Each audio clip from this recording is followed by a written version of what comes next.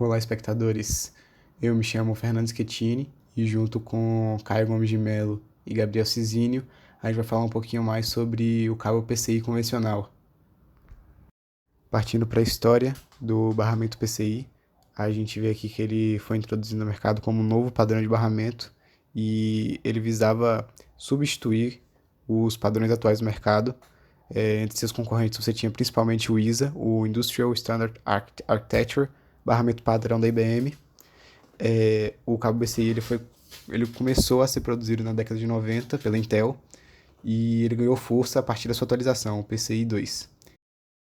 O cabo PCI ele funcionava principalmente como um barramento intermediário, servindo para conectar a placa-mãe, a placa de vídeo, placa de som, placa de rede, entre outros. O interessante do cabo PCI é que ele começou a ser utilizado junto com alguns processadores da Intel Pentium que saíram na mesma época e alguns processadores da família i486, utilizados na família Power Macintosh da Apple. O PCI ele também foi projetado para ser algo escalável, então nos próximos anos a gente veria sim uma evolução muito grande do cabo PCI, através do PCI 1, PCI 2, PCI 3, até chegar na sua forma final, que é o PCIe, que é utilizado até hoje. O sucesso do cabo PCI se deu devido à sua superioridade no ISA, o cabo principalmente concorrente na época. A taxa de transferência e a largura de banda de dados eram muito maiores e tornava cada vez mais obsoleto. Sem falar que o cabo IBM ele possibilitava economia de energia muito maior. Partindo para o funcionamento do cabo PCI, a gente começa a prestar um pouco mais atenção nas transações que ocorrem dentro desse cabo.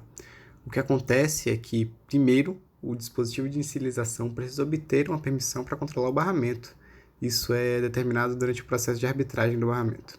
Uma função chamada de árbitro, que está conectada na placa-mãe, faz parte do conjunto de chips do PCI, que decide qual dispositivo tem a permissão para iniciar a transação em seguida. O árbitro usa um algoritmo projetado para evitar deadlocks e impedir que mais de um dispositivo manipule o barramento e a exclusão dos outros. Faz esse escalonamento aí, né? Tendo obtido o controle do barramento, o iniciador coloca o endereço de destino e um código representando o tipo de transferência do barramento. Outros dispositivos PCI determinam, decodificando o endereço e as informações do tipo de comando, se eles são o destino pretendido para transferência, essas coisas. O dispositivo de destino reivindica então a transação afirmando um sinal de seleção do dispositivo. Uma vez que o destino enviou sua confirmação, a transação de barramento entra na fase de dados. Como dá o nome dá a entender, durante essa fase, os dados são transferidos.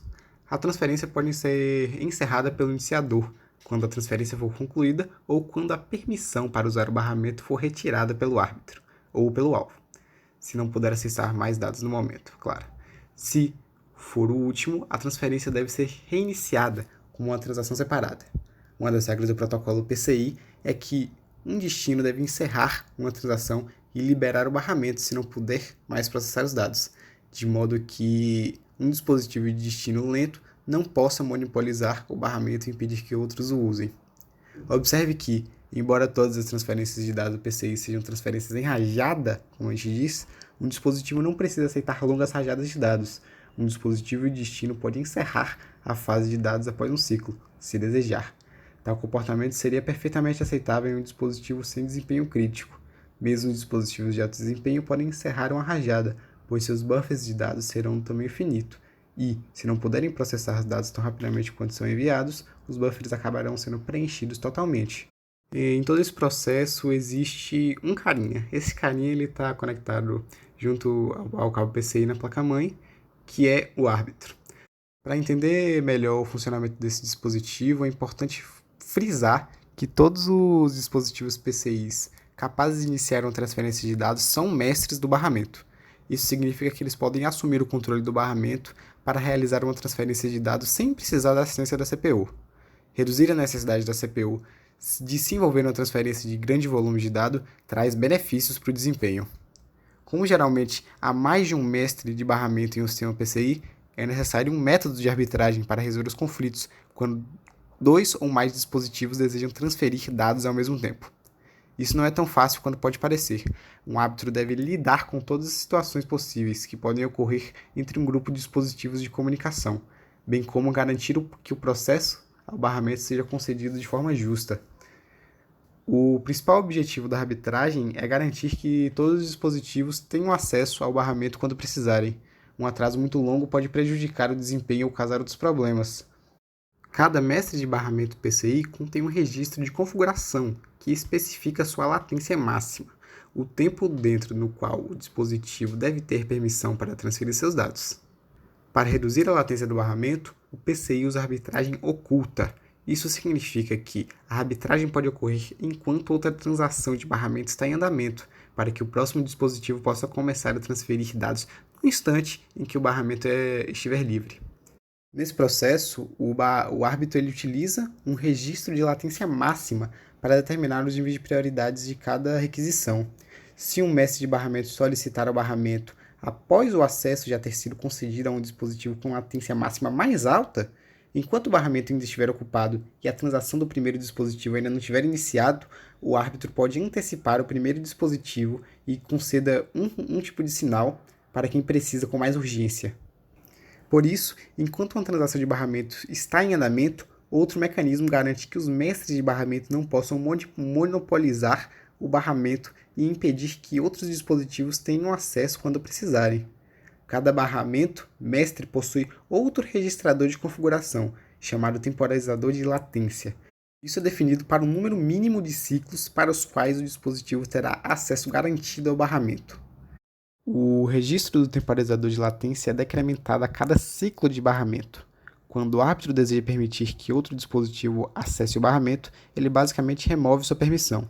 Se o registro for zero ou menor quando isso acontecer, o dispositivo sabe que ele teve seu período mínimo garantido de acesso ao barramento e deve completar o ciclo de dados atual e imediatamente abandonar o controle do barramento. Se o valor do registro for positivo, o dispositivo pode continuar com sua transferência, mas somente até o valor do registro chegar a zero, quando deve liberar o barramento para o próximo dispositivo. No barramento PCI, a gente tem vários tipos de comando. Na maioria das vezes, a gente pensa em transações em barramentos em termos de blocos de dados sendo transferidos de um local para o outro, mas, na verdade, existem vários tipos de informações que podem ser transferidas através de um barramento. No barramento PCI, 4 linhas de sinal, ou seja, 4 bits, chamadas de Command Bytes Enable, são usadas para indicar o tipo da transação. Por exemplo, o comando 000 a gente tem que significa interromper. O comando 0010 significa leitura de entrada e saída. O comando 0111 significa escrita na memória. Partindo para um conceito de espaço-configuração que foi introduzido no cabo PCI. O PCI foi projetado como um sistema plug and play e autoconfigurado. Em apoio a isso, ele define uma área de ROM e uma área de RAM endereçável, chamada de espaço de configuração, que pode ser interrogada para obter informações sobre um dispositivo e gravada para configurá-lo. Cada dispositivo PCI tem um bloco de 256 bytes de espaço de configuração, 16 palavras duplas, 32 bits de informação de cabeçalho, mais 48 palavras duplas de registro de configuração específicos do dispositivo. O cabeçalho contém um ID de fornecedor e um tipo de código de dispositivo, sinalizadores que mostram se o dispositivo gera interrupções, se o dispositivo é compatível com 66 MHz e outras informações relacionadas ao desempenho em baixo nível. Locais do endereço base das portas de entrada e saída, RAM e expansão ROM. O registro de latência máxima também é armazenado ali. ROMs podem conter o código para diferentes arquiteturas de processador, e um registro de configuração mostra quais são suportadas. O espaço de configuração é completamente separado da memória e do espaço de entrada e saída, e só pode ser acessado utilizando comandos de leitura e gravação de configurações de barramento PCI. Os processadores da linha Intel x86 não podem acessar o espaço de configuração diretamente. Portanto, a especificação PCI define 2 métodos pelos quais isso pode ser obtido. O método preferido, usado pelas implementações atuais, é gravar o endereço de destino na porta de entrada e saída de 32 bits, identificada pelo código 0CFBH, e em seguida ler ou gravar a palavra dupla pela porta identificada 0CFCH de entrada e saída. Para finalizar, o a explicação de como funciona o barramento PCI, a gente não pode deixar de mencionar as pontes. O PCI convencional já possuía um recurso que seria mais explorado nas próximas versões, como principalmente o PCI Express, que são as pontes. Elas são basicamente cabos que conectam barramentos independentes, possibilitando que, quando necessário, eles troquem dados entre eles mais facilmente. Essa interação permite que as pontes possam converter múltiplas transações em uma maior transação, dependendo da situação, que pode melhorar a eficiência do barramento. Essas conversões podem ser divididas em 3 categorias: combinação, fusão e colapso. Partindo para uma parte mais técnica, a gente dispôs aqui algumas características do barramento PCI. Ele, no geral, possuía 60 ou 58 pinos de cada lado, suportando dispositivos de 3.3 volts ou 5 volts. Eles possuíam uma velocidade de 133 MB por segundo ou 266.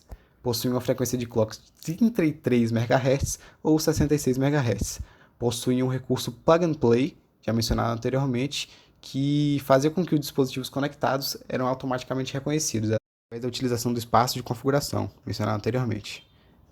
O cabo PCI ele também tinha versões para 32 e 104 bits de largura, e a partir da explicação do slide anterior, a gente pode concluir que os dispositivos conectados ao barramento PCI são distinguidos entre os mestres e os demais, com o primeiro controlando a transmissão. E a gente também pode caracterizar ele como um barramento paralelo, que possui uma ou mais linhas de transmissão de dados, e também tem que ser síncrono. Agora que a gente já conhece como funciona o barramento PCI e suas características, a gente reuniu aqui alguns aspectos positivos e alguns aspectos negativos.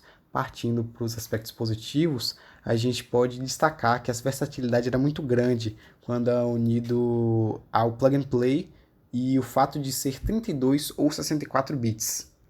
É considerado muito rápido, porém mais tarde ele vai ficar obsoleto em comparação ao PCI Express, e possui uma grande largura de banda comparada aos seus concorrentes na época.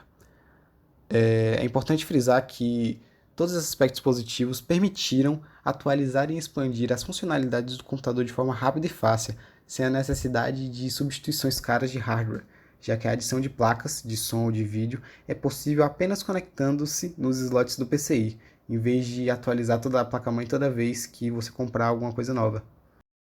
Como nem tudo são flores, a gente reuniu aqui também alguns aspectos negativos do barramento PCI, sendo um dos principais dele o fato de que ele só suporta 5 dispositivos em um único barramento PCI, o que, dependendo da aplicação, pode não ser o suficiente. Se você quiser suportar mais de 5 dispositivos, vai precisar de uma ponte PCI.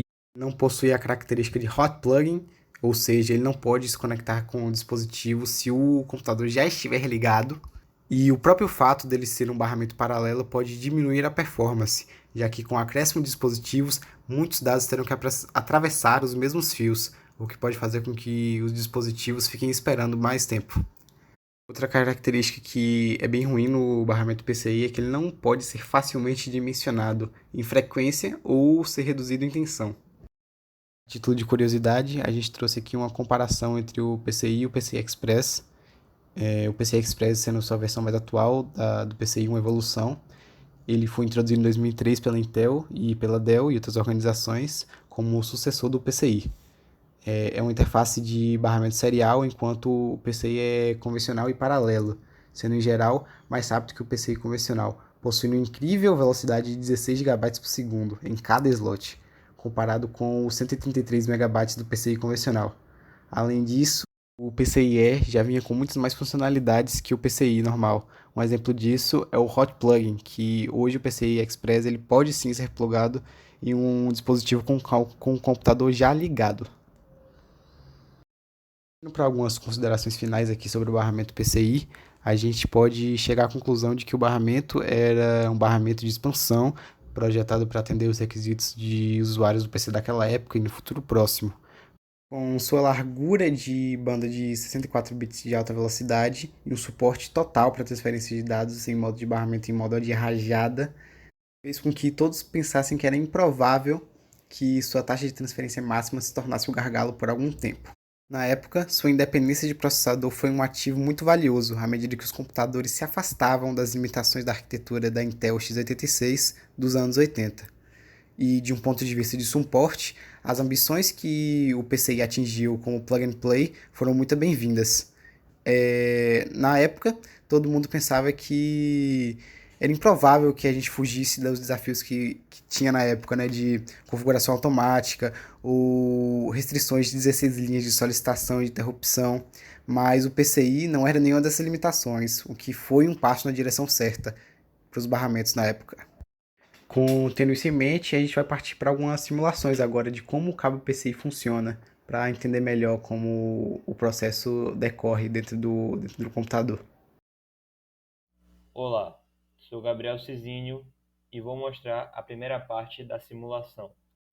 Nesse exemplo, mostrarei uma operação de escrita envolvendo o PCI e podemos contextualizar como o iniciador sendo a placa de vídeo, escrevendo na memória, que é o receptor.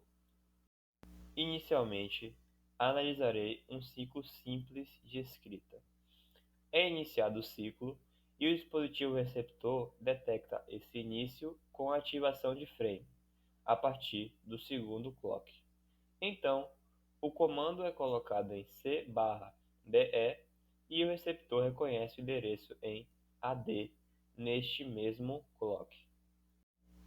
Depois, a partir do terceiro clock, o iniciador ativa o DevCell como resposta e verifica se IRDY está ativo, o que indica que a escrita é permitida e válida. Após isso, manda os dados para o receptor por AD. Ao mesmo tempo, o receptor percebe que a transferência é a última, pois frame é desativado e IRDY está ativado. Combinação essa que indica que o dado passado é o último. Após isso, no próximo clock, o iniciador desativa o TRDY e o DevCell, e o receptor, por fim, finaliza o ciclo. Bom, precisei explicar o ciclo simples de escrita para passar para a escrita em pacotes, que é geralmente utilizada no contexto proposto. A diferença para o ciclo simples é que o iniciador checa frame a cada dado que vai sendo transferido, ou seja, a cada clock, onde, se frame permanece ativado, o iniciador reconhece que a transferência irá continuar com novos dados sendo passados. Isso até chegarmos ao fim do ciclo, com todos os dados escritos na memória. E, por fim, temos a fonte das imagens. Olá, meu nome é Caio Gomes de Melo e vou apresentar a segunda parte da simulação. Contextualizando, o dispositivo iniciador, ou mestre, vai realizar uma operação de leitura na memória, sendo esse conectado por um PCI convencional, ou seja, vou representar o Read Cycle, o ciclo de leitura. Essa figura vai mostrar a temporização da transição de leitura. A transação de leitura vai começar quando o iniciador tiver obtido o controle do barramento, e ele vai iniciar a transição ativando o frame, que é esse primeiro ciclo aqui. E ele vai permanecer ativado até que a última fase de dados esteja completa, onde é aqui no H. O iniciador também vai colocar o endereço inicial no barramento de endereço e o comando de leitura na linha CBE. No início do segundo clock, a memória vai reconhecer seu endereço na linha AD. O iniciador vai parar de enviar informações pelo barramento AD, como é visto aqui no ciclo de turnaround, que é essas duas setinhas aqui. E depois disso, o iniciador vai mudar a informação da linha CBE e designar quais das linhas AD vão ser usadas para a transferência de dados. O iniciador também vai ativar o IRDY para indicar que está pronto para o primeiro item de dado, que aqui é o dado 1. Está começando a letra D.